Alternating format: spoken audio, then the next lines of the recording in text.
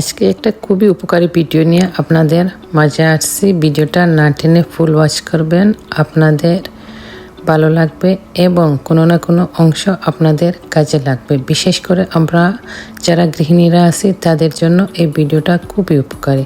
আমি কিভাবে আমার গার্ডেনের এই ফ্রেশ ভেজিটেবলগুলা কিভাবে ফ্রোজেন করে রাখি আর সারা বছর জুড়ে খাই, এই টিপস অ্যান্ড ট্রিক থাকছে এই ভিডিওতে। তো ভিডিওটা প্রথম থেকে শেষ পর্যন্ত দেখবেন, কোনো না কোনো অংশ আপনাদের ভালো লেগে যাবে। তাই একটা লাইক দিয়ে আমার সাথে থাকেন আর ভিডিওটা ফুল ওয়াচ করেন, আপনাদের ভালো লাগবে। এখানে পুঁইশাক কেটে রাখা হয়েছে, এগুলা একটু সিদ্ধ করে ফ্রোজেন করে রাখবো। এই যে এখানে সিম কাটা হয়েছে, এগুলাও একটু ফ্রোজেন করে রাখবো। এই যে এখানে লম্বা সিমগুলা, বটবটি যেগুলো, এগুলো কাটা হয়েছে, এগুলাও একটু সিদ্ধ করে রাখবো। এই যে এগুলো হলো ধনিয়া পাতা, এগুলাও কাটা হয়েছে, এগুলাও ফ্রোজেন করে রাখবো। তো কিভাবে ফ্রোজেন করে রাখি এইগুলা প্রসেসিংটা দেখাবো। ধনিয়া পাতাগুলা ভালোভাবে ধুয়ে এখন কেটে নিয়েছি, দেখেন। এখন কিভাবে সংরক্ষণ করে রাখি দেখবেন। কোনো কিছুই পালাই না, দেখেন। এটা হলো আইসক্রিমের বক্স, এটাতে আমার ধনিয়া পাতা ছিল, এখন শেষ হয়ে গেছিল, আমি আর বক্সটা আর তুলি। তো এই বক্সে ভরেই আমি ধনিয়া পাতাগুলো ফ্রোজেনে রেখে দেব।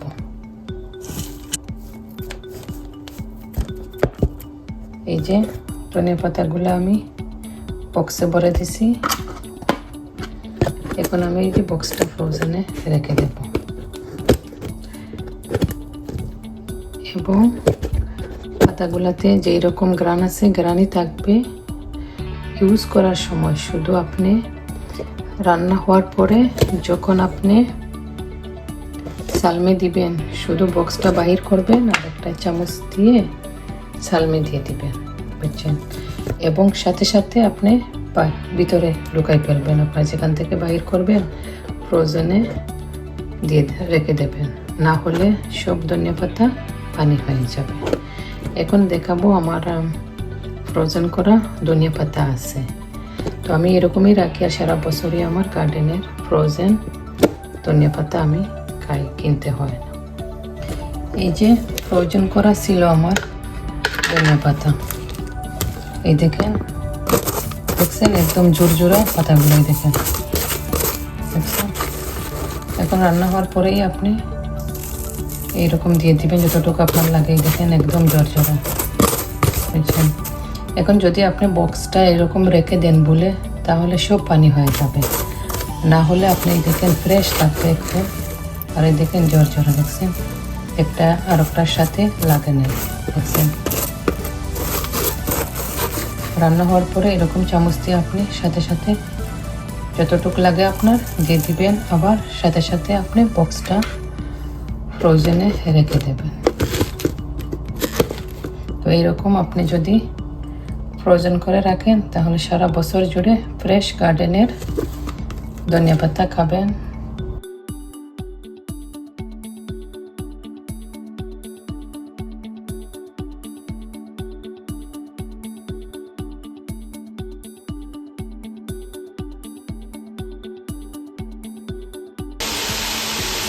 এই তো হান্ডির মোড়ে একটু আমি অয়েল দিছি আর এই যে পুঁইশাকগুলা দিয়ে দিলাম। এখন একটু লবণ দিয়ে দেব।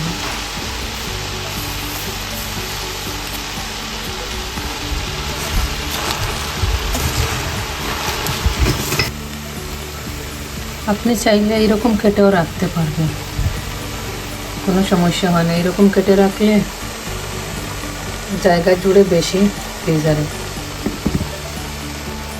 একটু সফট হলেই নামাই দেবো, একটু পাপটা উঠলেই নামিয়ে রাখবো। পুরো ঠান্ডা হওয়ার পরে বেগে বইরে রেখে দেবো। পরে যখন রান্না করবেন একটু আগে নামাই রাখবেন, মশলা ভুনে ভালো করে পরে শাকটা দিয়ে দেবেন। এইরকম করে রাখলে আপনার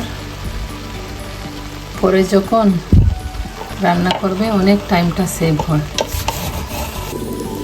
এখানে একটু তেল আছে, লবণ আছে আর হলুদ আছে। আর এই যে আমার পুরিগুলা দিয়ে রাখছি, এখন দিয়ে দেবো।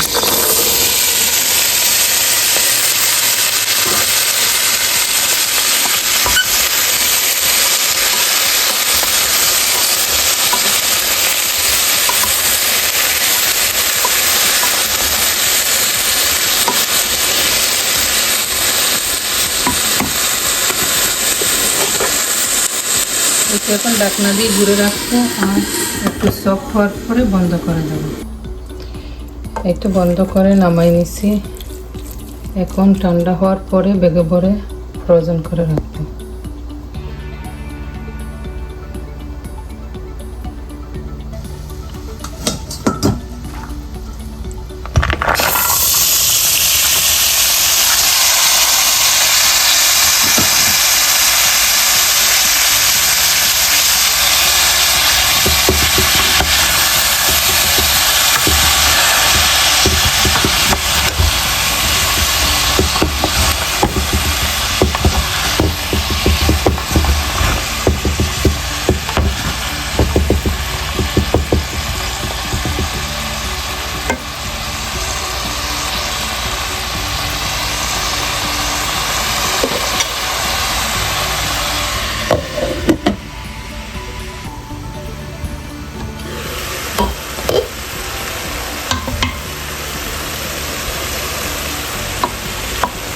এই তো আমার পুরিগুলো হয়ে গেছে বরবটি। দেখুন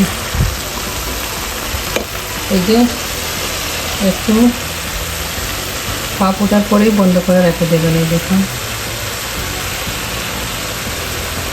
আচ্ছা বেশি নরম করতে যাবেন না, রান্না পরে মজা লাগবে না খেতে। এখন এই তো চুলার জালটা বন্ধ করে এখন আমি রেখে দেব। ঠান্ডা হওয়ার পরে বেগে বলব। এগুলা দোকান থেকে কিনে এনে খেলেও স্বাদ লাগবে না, এরকম রাখলে আপনার ফ্রেশ গার্ডেনে অনেক মজা লাগে। পরে এগুলো মাংস দিয়ে খাবো, তাই একটু বড় বড় করে কেটে রাখছি। মাংস বুনে আর সিমটা দিয়ে দিলেই রান্না হয়ে যাবে।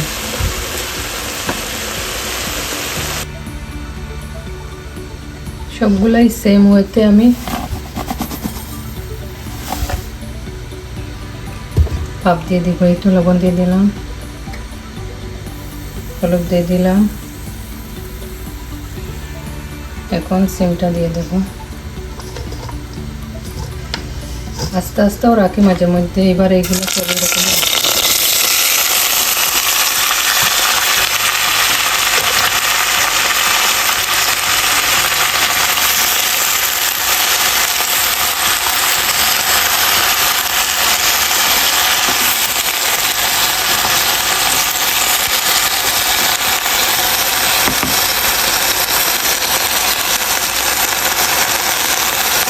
কত ভেজিটেবল খাবেন বলুন।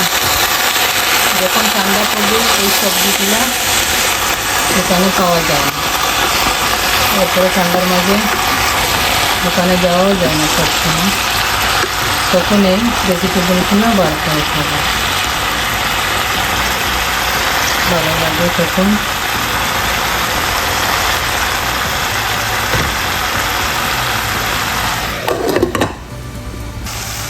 এই তো এগুলো হয়ে গেছে। দেখুন জালটা বন্ধ করে এখন রেখে দেবো।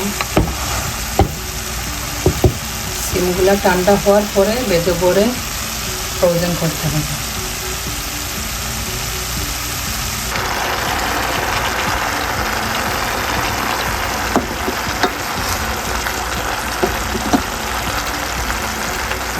আমার এইটা হয়ে গেছে। দেখুন বেশি সিদ্ধ করতে যাবেন না, জাস্ট একটুই চুলার গরমটা খালি সিমের গায়ে লাগবে। ভাতটা ওঠার পরেই বন্ধ করে দেবো।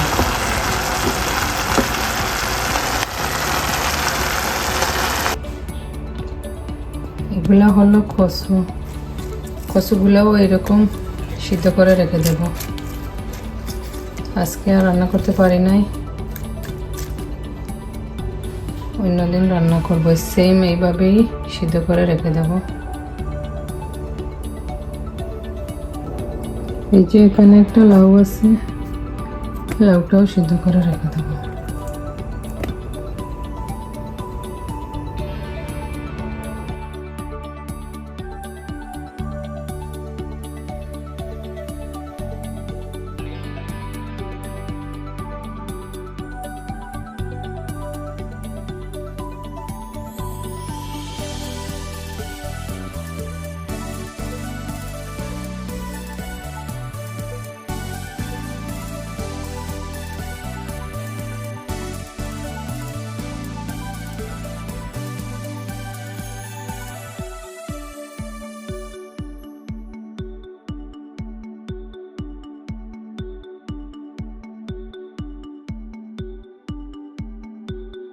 এই তো রেডি করে নিলাম আমার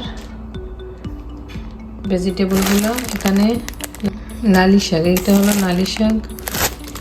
এইটা সিমটা এরকম সুন্দর করে কেটে সব কিছু করে এখন এই যে ঠান্ডা করে বেগে রাখছি।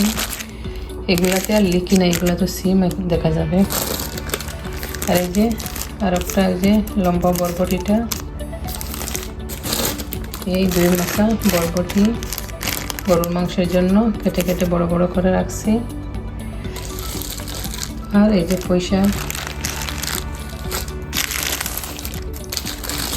পয়সাকে নাম লিখি নাই, লিখলেও লেখা যেত, কিন্তু লিখি নাই। পয়সাকে এমনি এই যে পয়সাকের পানিটা আছে না, পানিটা এমনি বোঝা যায় এটা, তাই আর আমি লিখি না। তো সবাই ভালো থাকেন, সুস্থ থাকেন। আর আজকের আমার এই ভিডিওটা কেমন লাগলো কমেন্টস করতে ভুলবেন না। আপনারাও ট্রাই করে দেখতে পারেন রেখে কীরকম হয়। সবাই কমেন্টস করতে ভুলবেন না আপনাদের কাদের কাদের এই ভিডিওটা ভালো লাগলো, আর আপনারা কে কীভাবে ফ্রোজেন করে ভেজিটেবল রাখেন কমেন্টস করতে ভুলবেন না। ভালো থাকেন, সুস্থ থাকেন, সবার জন্য দোয়া থাকলো। আবারও কথা হবে নেক্সট কোনো ভিডিওতে।